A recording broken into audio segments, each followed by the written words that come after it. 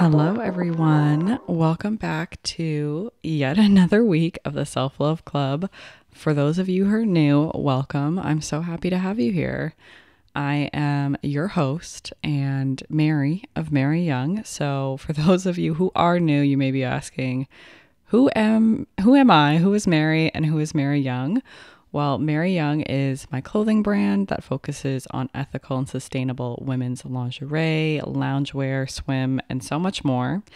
And a few years into the business operating, I think this was back in like 2017. Actually, no, I think it was before that, 2016, it seems like. We launched the Self Love Club, which is actually just a movement. It has nothing to do with our products. It's not about buying Mary Young and wearing our garments. It really is about opening up a conversation, creating a safe space, and just talking about self-love and acceptance, because I personally was having one-on-one conversations with customers about self-love, about buying lingerie as an act of empowerment, which was not something that we were talking about back in 2016. I think it's something that we are definitely moving towards right now, which is great, but I realized having these one-on-one conversations was obviously very inspiring, but it also left a lot of space for other people to feel not included in these conversations, or maybe unaware that these conversations were happening. So I wanted to make it more inclusive for all of us to have these conversations together. And that's really why the Self-Love Club has started. And earlier this year, we launched the podcast. So I couldn't tell you what number of episode we're on, but it's definitely I think close to 30 episodes now, 20 plus feels right. It started in March and we're now in August, which is hard to believe because I don't know how time goes by these days. But since we're in August, we have our self-love intention this month, which is about self-compassion. I know I mentioned this last week when we kicked things off, that this one is very close to my heart because it's one that I'm very much in need of. I have not been giving myself the compassion that I show others, that I want to be giving myself, that I know I deserve.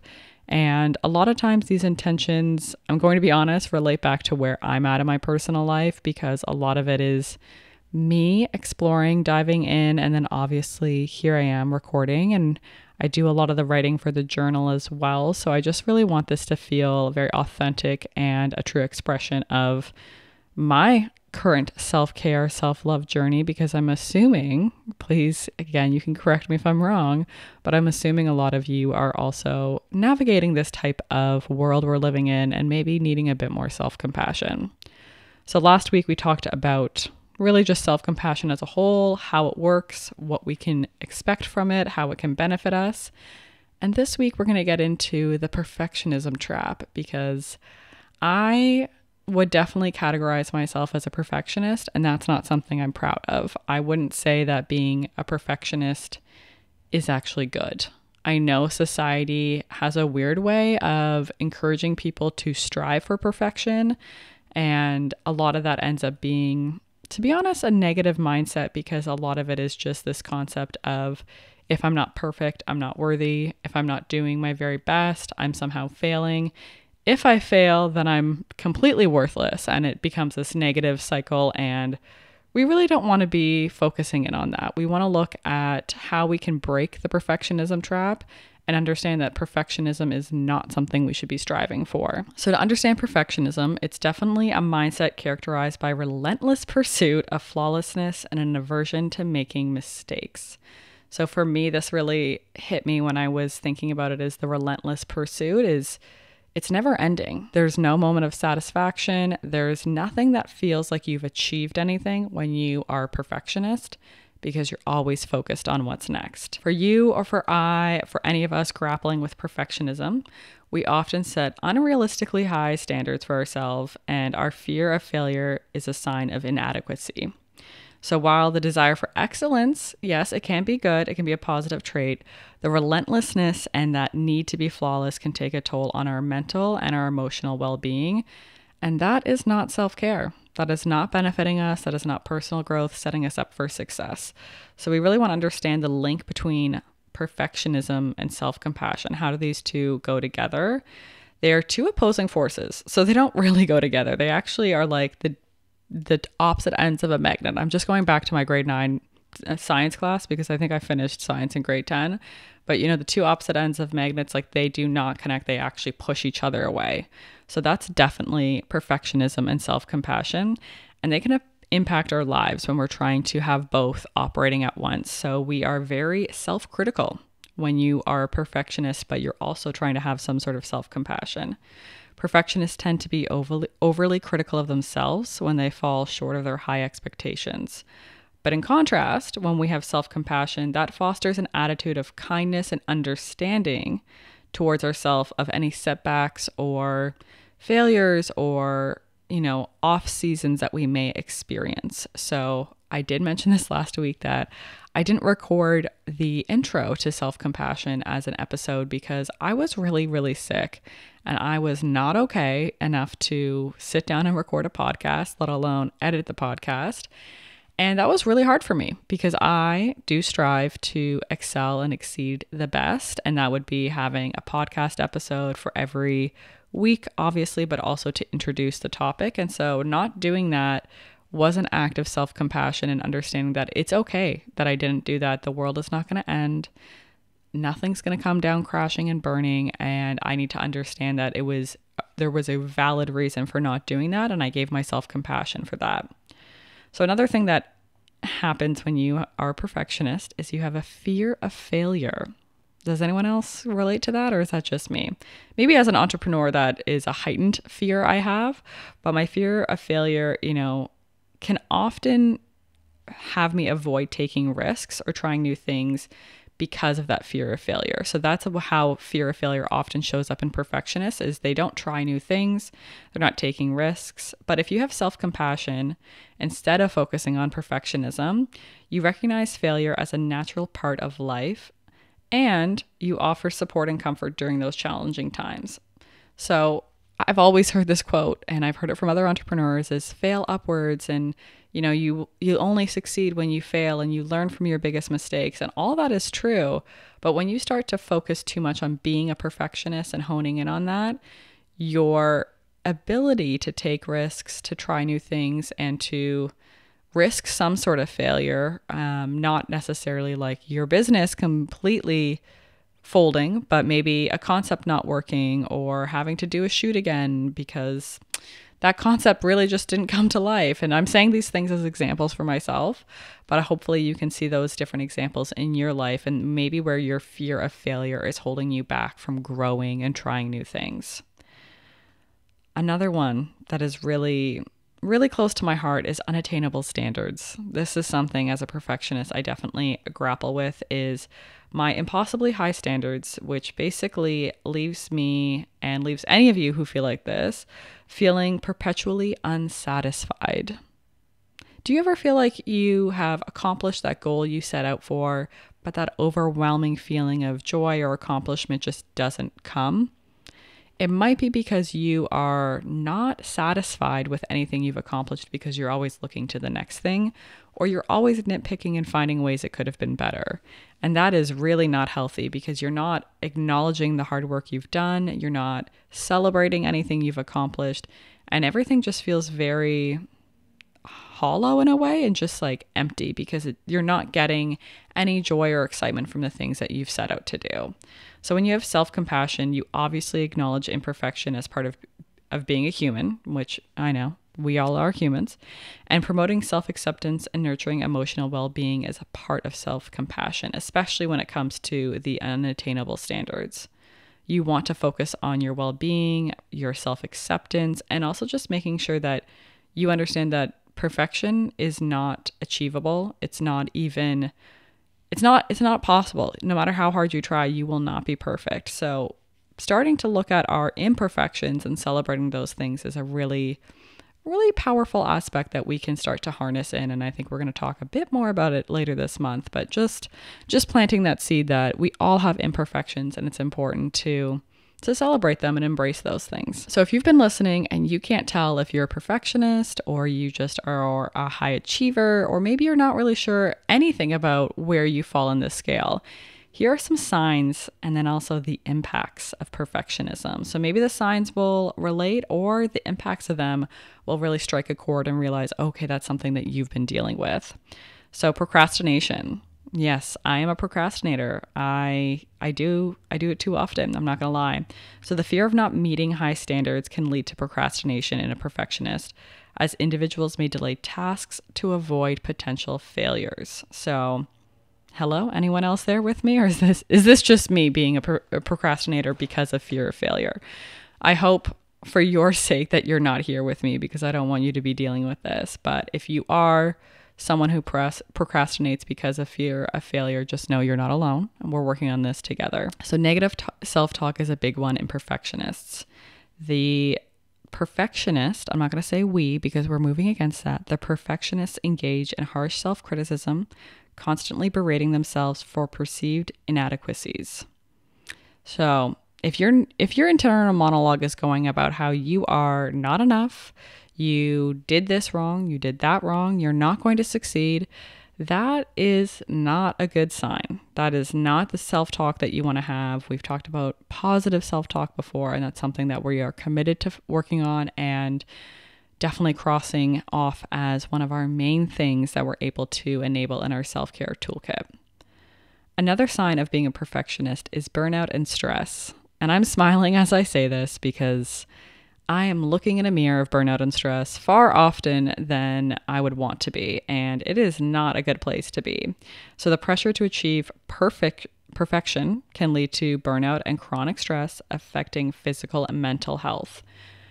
For those of you who follow me personally on Instagram, you know I deal with a lot of chronic pain, whether that's migraines or cramps. I do have conditions that have resulted in this type of chronic pain, but I am able to tell that when I'm dealing with more stress, whether that's emotional stress, physical stress, whatever it may be, my body really does not react well. My body is not thriving and it is asking for a break. And if I don't give it, then I will definitely reach burnout. So that's a big, big red flag that we can look at ourselves and see, and one to really listen to, because we don't want to be living our life at this high cortisol, intense level of stress on the verge of burnout all the time. Another way to know that you're perfectionist is maybe your relationships. They are not so great. So you may be struggling with vulnerability and you find it challenging to connect authentically with others. As a perfectionist, vulnerability does not come easy because we want to be presenting ourselves in a perfect way, that we don't get upset by this, that we don't have these feelings that, X, Y, and Z doesn't happen to us because we're quote unquote perfect. And so by removing yourself and pulling back your emotions, you are actually not allowing yourself to have healthy relationships, because if you lead with vulnerability, so will the other person. And if you're in a relationship with someone who, again, is leading with vulnerability and you're not reciprocating that, they're going to be less likely to share their vulnerable side with you, and your relationship is only going to get so deep. And so this is definitely something to think about if you've been struggling with friendships or romantic relationships, or even relationships with work colleagues and not knowing much about them and them not knowing much about you. Is, have you been challenging yourself to be vulnerable and open up to share who you really are at your core and what's going on with you? Another big sign of being a perfectionist is the lack of satisfaction. Perfectionists often can struggle with satisfaction in their own accomplishments as they focus on flaws rather than celebrating achievements. So I know I mentioned that a little bit earlier, that if you are not happy when you've achieved something and you don't get that overwhelming sense of accomplishment and feeling like, yes, I did it, I worked so hard to get here, and now I can sit in and soak this up, it's probably because you are a bit of a perfectionist and you're already looking onto the next thing and already dissecting and breaking down what you just accomplished to find all the quote unquote wrong things with it. Okay, so now if you can definitely identify traits and characteristics you have that fall into that sort of perfectionism trap, how are we going to break it with self-compassion? So that is really what we're working on this month, is to use self-compassion to remove that desire and that sort of innate, I guess it wouldn't be innate, but this like underlying feeling of we have to be perfect, we have to be perfect. So breaking free from perfectionism is what we're going to do with self-compassion, because we can recognize and overcome all these different perfectionism aspects of ourselves in our journey. And we can use self-compassion to bring us out of that sort of trap that we're in with when it comes to perfectionism. So awareness is a key one. I think awareness is very big in terms of any personal growth journey, but by acknowledging these perfectionist tendencies you may have and their impact on your life is the first step.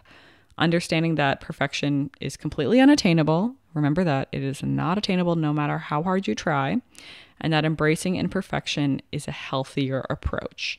So again, embracing those failures, embracing our flaws, our unique characteristics, that is healthier than always striving to be perfect. And then we want to be practicing self-compassion. So counter your self-criticism with self-compassion. Be gentle and understanding with yourself, especially during challenging times. So like I said, when I was sick and I had all these expectations of things I was going to do and achieve and get done, I had to really, really flex my self-compassion muscle, because I was not going to do it. And even if I was going to try to do it, I was not going to do it at the level that I would want to. And then that would be a cycle of failure and misery and just, kind of beating myself up for not doing things, quote unquote, perfectly. So instead of trying and failing and knowing that I wasn't in the right headspace to be doing these things, I gave myself self-compassion and grace in the midst of not feeling well, and listening to my body was the number one priority, instead of listening to this sort of to-do, high achiever sort of narrative that I have in my brain of nothing should get in the way of you reaching the next step. Because reality happens, life happens, things get in the way all too often, and showing ourselves grace, kindness, and compassion during those seasons is just so important. When it comes to being a perfectionist, a lot of us do not have realistic goals. Like I said, everything is so unrealistic. Our standards are so high. So this week, let's really start to set realistic goals. If your to-do list is 40 items per day, that is not realistic. And that used to be me. I used to have this like rolling to-do list that was so many tasks that was just not physically possible to get it done in a day. And so I always felt like I wasn't reaching my potential or succeeding, because I, of course, could not check off 40 things. But once I started to minimize that into 3 priority tasks that were non-negotiables and roughly 5 tasks that were things that I could work on throughout the day, I realized that I started to feel more successful and more proud of the work I was doing, because I was actually checking those tasks off. So you want to set realistic goals in whatever area of your life that is. They are attainable goals that challenge you without setting you up for failure. So, and the biggest thing is you want to make sure that when you do those 5 tasks a day or those 3 tasks a day, you actually celebrate your progress rather than demanding perfection. Because again, it's not attainable. It's not going to happen. This is a tough one. This is one that I am still working on when I'm trying to, challenge perfectionism with self-compassion, is embrace mistakes.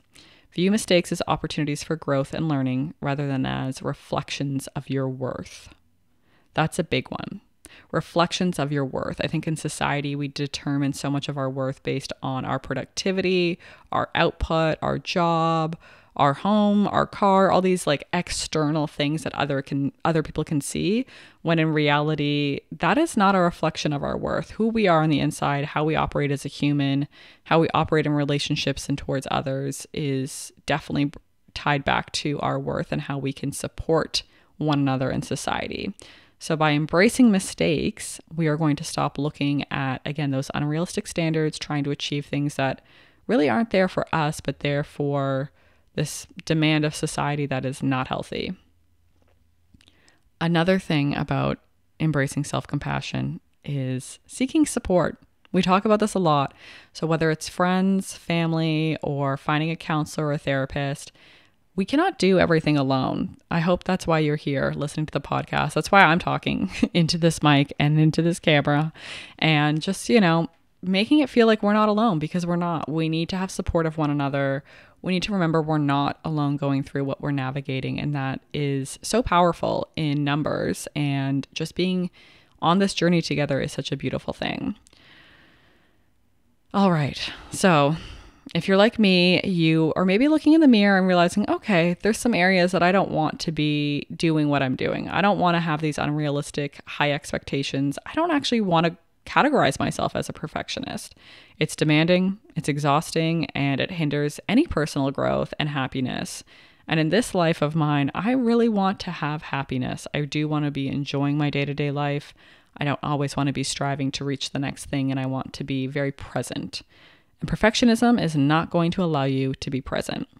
So by embracing our self-compassion, you are able to provide sort of, I guess, an antidote to perfectionism, empowering yourself to break free from the shackles of unattainable standards and embracing our imperfections with kindness and understanding. So this week, I really want you to be able to focus in on these areas, whether that's identifying these characteristics and traits that you're carrying and being able to see how you can challenge them and counteract them with self-compassion. By cultivating self-compassion, we foster a healthier and more fulfilling approach to life, one that emphasizes growth, resilience, and self-acceptance. As we learn to embrace imperfection, we create space for personal growth, meaningful connections, and a more authentic and joyous life. So that's what we're here for, right? We want to have better relationships. We want to be more authentic and true to ourselves, not comparing ourselves to unrealistic standards or goals or expectations that either ourself or society or other people in our lives may have put on us. We really want to be able to identify who we are outside of all that noise and realizing that perfectionism is not the answer. Perfectionism may be a familiar companion if you're like me, but self-compassion is that key that will set us free. So hold on to that this week. I hope you can take some time to go through some reflections. We have some questions that we share every week on Instagram, and we have them shared on TikTok, sort of all over the place. You can find all of this on the journal at maryyoung.com. If you have been listening for a few weeks, or if this is your first episode, thank you so much for being here. Thank you for joining me on this journey and just being a part of the Self-Love Club, because it really is just about you, I, and our mindsets just coming together and finding this space to be together. If you haven't subscribed to our podcast, I highly recommend you doing so, and you could totally rate it 5 stars while you're there. And you can also subscribe to our YouTube. We have video recordings, hello YouTube, of all of our podcasts. There will also be some other videos coming up on YouTube this fall. So it's a great place to stay in touch with the brand, feel engaged, and hopefully put a face to the name, because now you know who I am. I am Mary of Mary Young. And I hope you have an amazing day, and remember to love yourself first.